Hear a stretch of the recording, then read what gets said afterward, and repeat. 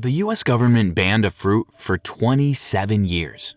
Not smuggled, not spoiled. Banned because eating ackee at the wrong moment can put you in a coma. That's just one of 15 ancient fruits and vegetables that vanished from your grocery store. Not through extinction, but through corporate consolidation, shelf life economics, and appearance standards nobody voted on. Some of what you're about to see counts among the rarest fruits in the world. Others are strange fruit stories buried in decades of federal paperwork. And a few are simply exotic fruits most Americans have never been legally allowed to taste. One fast food chain's 1965 handshake with a potato supplier decided what an entire country would eat for the next 60 years. And it's on this list too. Number 1. Gros Michel banana. Musa acuminata Gros Michel. You bite into a banana in 1955. 60 years before you were born, and it tastes almost exactly like banana candy, because banana candy was invented to copy this banana. The Gros Michel, nicknamed Big Mike, had a thick peel built to resist bruising and grew in dense bunches, perfect for bulk shipping. It was the only banana Americans ate from the late 19th century until after World War II, marketed almost entirely by the United Fruit Company, a corporation so dominant in Central America that it shaped the politics of entire nations to protect its plantations, propping up or toppling governments depending on how cooperative they were. Then, the soil turned against it. A fungus called Panama disease, and United Fruit was powerless to breed resistance into a plant with no seeds that can only be cloned. Every plant of a given variety is genetically identical, so a disease that kills one can, in theory, kill them all. By the 1950s, the industry made one final choice: replace every Gros Michel plantation with the Cavendish, considered smaller and blander at the time but immune to the outbreak. Today, 3 companies, Dole, Chiquita, and Del Monte, control most of the global banana trade, and nearly every banana sold is a genetic clone of that 1950s substitute. A new strain called Tropical Race 4 is already spreading through Cavendish plantations across Asia, Africa, and Australia, setting up the same crisis all over again. Number 2. Red Delicious Apple. Malus domestica. You're walking through an overgrown Appalachian orchard when you find a tree bearing an Aesopus Spitzenberg, said to be Thomas Jefferson's favorite apple, and almost nobody alive has tasted one. As many as 14,000 named apple varieties grew across 19th century North America, each suited to a different region, season, or use. Today, fewer than 100 are grown commercially, and most supermarkets stock a dozen at most. In 1893, Missouri's Stark Brothers Nursery ran a contest and selected a chance seedling called the Hawkeye, renaming it Delicious. Company president Clarence Stark spent nearly $750,000 promoting the tree, and over the following decades, growers deliberately propagated mutant branches, producing deeper red color and thicker skin, even as flavor quietly worsened with every generation. Because the genes controlling that intense red color sit on the same chromosomes as the genes controlling taste. Red Delicious became America's best-selling apple for most of the 20th century, crowding out the shelf space thousands of better-tasting heirlooms once occupied. By the time shoppers finally switched to Gala and Honeycrisp, growers were locked into orchards costing tens of thousands of dollars per acre to replace, and the federal government approved a $138 million bailout in 2000 just to help Washington growers survive the collapse of a market Stark Brothers had spent a century building. Number 3. Brandywine and Cherokee Purple Tomato. Solanum lycopersicum. Juice runs down your wrist as you bite into a brandywine still warm from the vine, and the tomato in your refrigerator has never once done this to you. Heirlooms like the Brandywine and Cherokee Purple came thin-skinned and oddly shaped, bursting with sugar the moment they ripened. That fragility made them terrible shippers, so after World War II, breeding programs engineered a uniform, thick-skinned hybrid tough enough to survive a cross-country trek ride and mechanical harvesting equipment. Color and durability became the design targets. Flavor, by the grower's own admission, was never a major consideration. To hit shelves without bruising, most grocery store tomatoes are still picked green and hard. then artificially reddened afterward in warehouses using ethylene gas, never having ripened on the vine at all. Number 4. Russet Burbank potato, Solanum tuberosum. A farmer in the Peruvian highlands holds up a potato streaked purple and black, then another blotched yellow and red, then a dozen more, each one completely different from the last. The Andes, where the potato was first domesticated thousands of years ago, still holds thousands of native varieties, preserved partly by international seed banks because so much of that diversity has vanished elsewhere. Almost none of it reached your grocery store. Instead, a single variety bred in 1872 by Luther Burbank, the Russet Burbank, dominated because its high starch and low moisture made it ideal for frying. In 1965, Idaho processor J.R. Simplet struck a deal with McDonald's founder Ray Kroc to supply frozen Russet Burbank fries to every restaurant in the chain's rapidly expanding footprint. Before that deal, locations peeled and cut fresh potatoes on site, and any variety could theoretically have been used. That one handshake standardized fry quality nationwide overnight, and processing plants built specifically around Russet Burbank's exact chemistry made switching to another potato, no matter how many thousands existed in Peru, prohibitively expensive for the next 60 years. Number 5. Ozette potato, Solanum tuberosum, Ozette. On the northwest tip of Washington state, a Maca tribal garden has grown the same knobby little potato for over 2 centuries, and almost no American outside that garden tasted it until the 1980s. The Ozette arrived in the 1790s when Spanish explorers built a short-lived fort at Nia Bay and planted potatoes brought directly from South America. When the Spanish abandoned the post within a year, the Maca kept the crop growing, and DNA testing later confirmed it descended straight from Chilean lines, unlike almost every other American potato, which arrived through Europe first. It was never grown commercially and never entered the national supply chain, so it simply never existed for most of the country. It only survived because Maca families kept planting it season after season by hand, until an Idaho seed collector finally carried it beyond the reservation in the 1980s. Slow Food USA now protects it, but it remains a farmer's market rarity rather than a grocery item. Number 6. Ackee, Bligia sapida. A Jamaican breakfast table waits patiently because the fruit at its center isn't safe to touch until it decides to split open on its own. Ackee grows in bright yellow and red pods prized across Jamaica and the wider Caribbean for generations, traditionally paired with saltfish as the national dish. But unripe ackee naturally contains a toxin called hypoglycin A, which drops to safe levels only once the fruit ripens and splits open on its own. Get the timing wrong, and the result is what doctors call Jamaican vomiting sickness, a condition that can escalate to seizures, coma, and death. In 1973, the FDA placed a blanket import alert on ackee, banning it from entering the United States outright, and widened that ban in 1993 to cover every form of the fruit. Fresh ackee is still not legally sold in America today.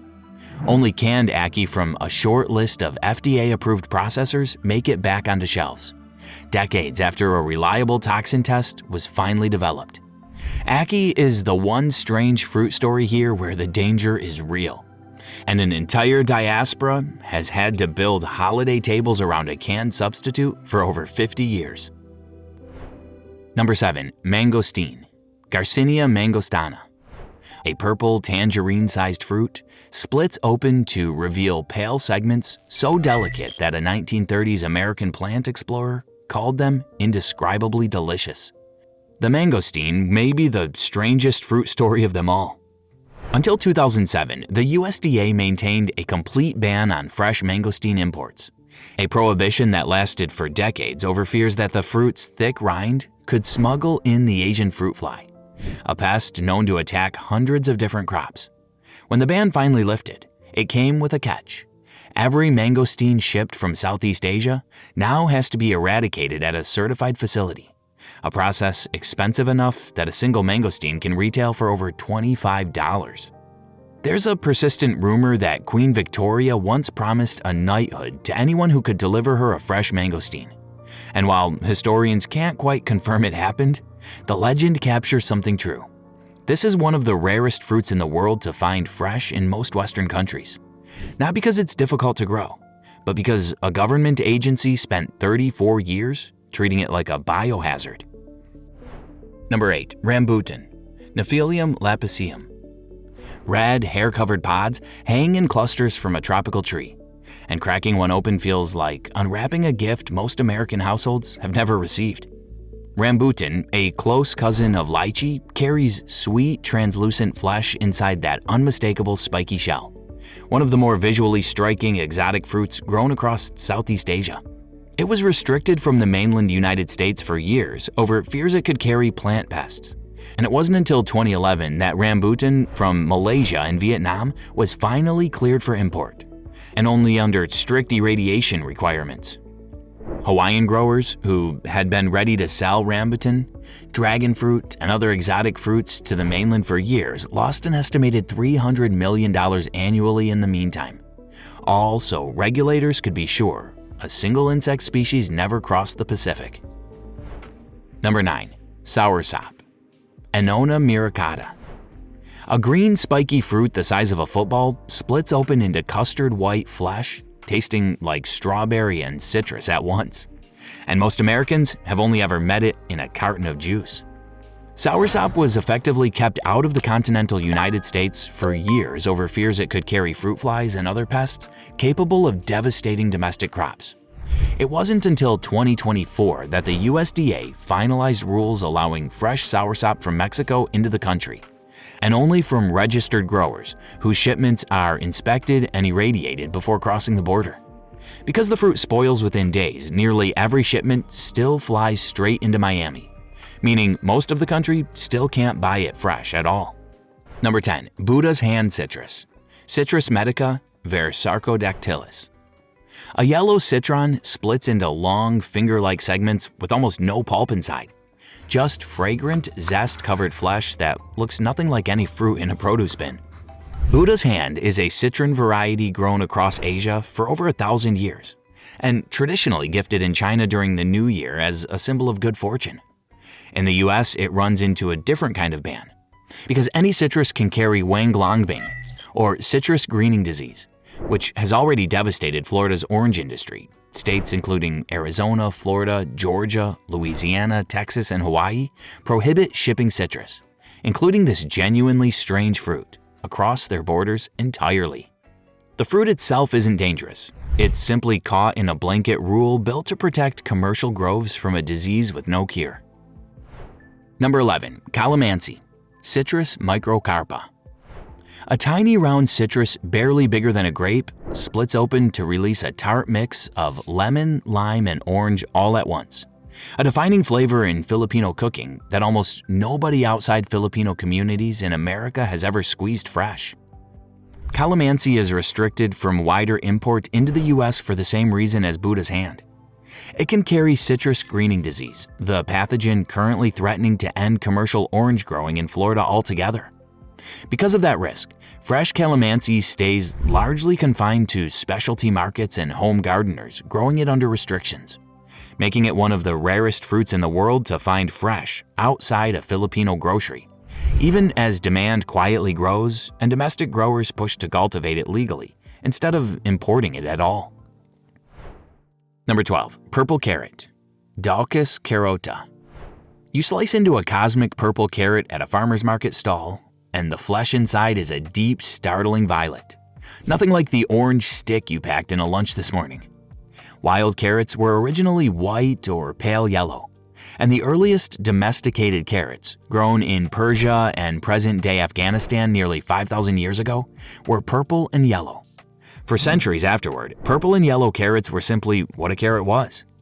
Then in the 16th and 17th centuries, Dutch growers began propagating orange carrots, which thrived in the Netherlands climate and proved sweeter, more uniform, and more profitable to sell across Europe. A popular legend claims this was done to honor the Dutch royal house of Orange, but historians have found no documentary evidence to support it at all. What the evidence actually shows is blunter and far less romantic. Orange carrots sold better, so Dutch traders pushed them across Europe until purple and yellow nearly disappeared from commercial fields entirely. Number 13. Bradford watermelon, Citrullus lanitus. In 1783, a Georgia soldier named John Franklin Lawson was a prisoner on a British ship when the captain handed him a slice of watermelon so good, he saved every seed rather than eat them. Those seeds eventually reached Nathaniel Bradford of Sumter County, South Carolina, who crossbred them into the Bradford watermelon, an oblong melon with a rind so soft you could slice it with a butter knife and a sweetness rating well above any melon sold today. By the 1860s, it was the most prized late-season melon in the South, valuable enough that growers armed their fields against melon thieves. And today, it counts among the rarest fruits in the world for how close it came to vanishing entirely. Its soft skin couldn't survive stacking and shipping, so as the market demanded tougher rinds built for rail transport, growers crossed it with hard-skinned varieties nicknamed rhino melons.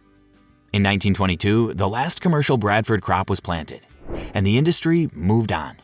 It survived only because the Bradford family quietly kept growing it in their backyard for 100 years, until 8th-generation descendant Nat Bradford reintroduced it publicly in 2013. Number 14. Black Beauty eggplant, Solanum melongena. Small white ovals hang from a garden plant, looking so much like a basket of chicken eggs that early gardeners couldn't bring themselves to believe they were food. Early eggplants bore small, white, oval fruits that closely resembled eggs, which is exactly why British gardeners named them eggplants when displaying them at exhibitions, treating them as ornamental curiosities rather than something to eat. Partly because the plant belongs to the nightshade family alongside deadly nightshade itself. Eggplants exist worldwide in white, green, striped, and orange forms. An enormous diversity still grows across Asia and the Mediterranean. Yet, by the mid-1800s, American seed catalogs listed almost nothing but large purple and early purple. And in 1902, the W. Atlee Burpee Company introduced a cross it named Imperial Black Beauty. Marketed for ripening early and more reliably than competitors, it became an immediate commercial hit and remains, over a century later, the default shape most Americans still picture when they hear the word eggplant. Number 15. Dragon fruit, Selenocereus undatus. A bright pink scaled fruit sits split open on a cutting board. Its white flesh speckled black with seeds. And for most of American history, nobody outside a handful of specialty importers ever saw one this way. Dragon fruit, or pitahaya, has been restricted from several producing countries over fears of pest infestation, and shipments from places like Ecuador still require a permit and inspection before they're allowed to enter the country. It's another strange fruit tangled up in paperwork before it ever reaches the shelf. Regulation tight enough that domestic growers in California, Florida, and Hawaii have started racing to plant their own orchards rather than deal with importing it at all. 15 fruits and vegetables, 15 disappearances, one thread underneath all of them. A fungus, a marketing budget, a shipping contract, a federal ban, a Dutch trade preference, each quietly decided what ended up in your cart. And in nearly every case, somebody profited while the rest of us lost the choice. Which of these would you want to see back on your local shelf? This is Stellar Eureka, signing off.